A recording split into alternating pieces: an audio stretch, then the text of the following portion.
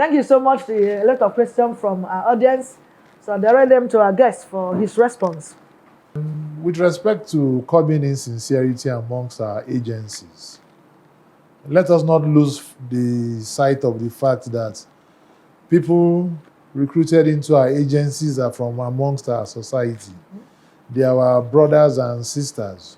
Over the years, we have made terrible mistakes by leaving those agencies for the stubborn ones in our families to go and join, or for the ones that are not do well. Do you understand? Yes. So that is why we are where we have found ourselves, basically. So, but as it is, there's a reformation going on in a lot of the security forces. If for those of us on social media, you see that the spokesmen of all the forces encourage people to walk up to senior officers who have more to lose.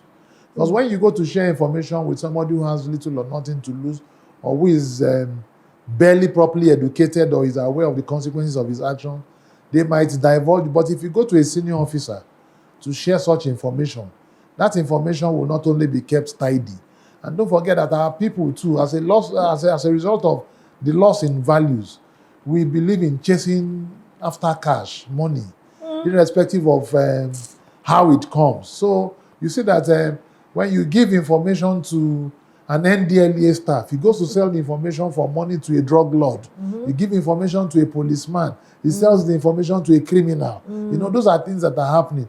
And it is from amongst us that these people exist. You know, but it should not discourage us.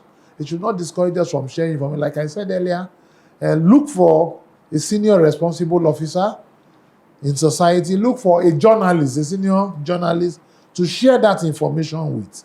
With time, it will get better. Because they themselves, even amongst the security forces, it is open knowledge that there are a lot of fifth columnists within the security forces. Mistakes have been made during recruitment in the recently past years. Yes. So it is an issue that is publicly acknowledged, but we hope that everything gets better with the reforms that are going on. Yes. The second question has to do with mistrust. The same mistrust. Basically, sir, people, like I said earlier on to the first question, the persons are from amongst us. Even for a lot of us, we do not trust government. Let me take us back to the last police recruitment. I can tell you that for people who applied, the whole of Lagos, applicants from the whole of Lagos was 84. And this is a country of over 15 million persons. And we still shout unemployment. In the whole of Southeast, there were not up to 2,000 persons who applied. And then tomorrow, some of us will come to complain about lopsidedness, about being marginalized and what have you. So that is what is happening. And the fact that we have gotten the wrong and the bad eggs who are in the system, who see things just like the rest of us, a lot of us see things based on sentiments. We speak the same language. We attend the same mosque. We attend the same church. You know, those are the issues. So when you do not have your own representation in those institutions, it becomes a sort of imbalance. So it is our collective fault that this is happening. But then again, when such things have happened, where you have the security forces backing a particular group who are supposedly criminals, I think that matter should not be swept under the carpet. You have the power of the social media to escalate. You can reach out to persons through DM, direct message, so that they can help you escalate or engage persons in authority so that these issues can be addressed.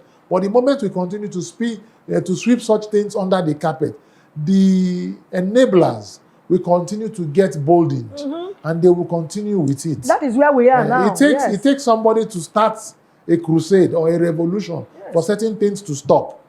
I'm sure you've heard of the name Martin Luther King. Of course. He's been dead long ago, but his name still rings a bell. Yes. These are persons who stood up to the marginalization of the blacks in America. A lot of you, if you're asked now, you want to go to America, you want to go to Canada, there were persons who stood up to change the order of the days way back. There were times in America, the country you so admire, that blacks could not sit on the same seat in a bus with persons of white color. Yeah, white color. Do you get? So it took some people to To start fight it some and say we are the agitation, same, whether irrespective of within the color. ambit of the law and all that. So we don't have to run away from this. I'm not asking you to go with your full chest to start trouble, Yeah. but we can be diplomatic, we can be tactful in how we engage persons. If you look around you, you might have an uncle, a friend, a senior brother, a neighbor who is up there, who you can share those information with, and then he will know the right step to take. Okay. That is my submission to that. Okay, there's so many ways really to go about them. You know, Yeah. musicians are also involved, Of singing course. about them. I know late Lucky Dube talk about one color that should not discriminate that because of color, whether you are black or blue, we're one, and so many other people that are teaching about this. So don't hide if you have informations. Use wisdom, apply wisdom to know the right people to talk about it so that they will provide a solution.